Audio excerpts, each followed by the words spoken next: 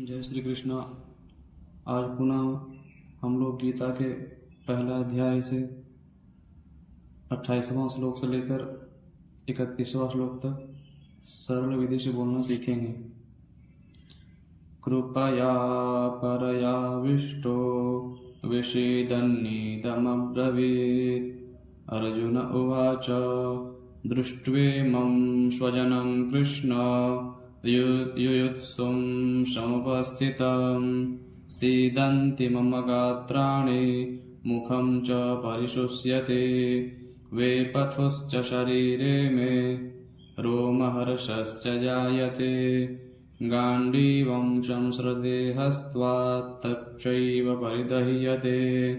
न च शक्नोम्यवस्थातुं भ्रमतीव च मे मनः।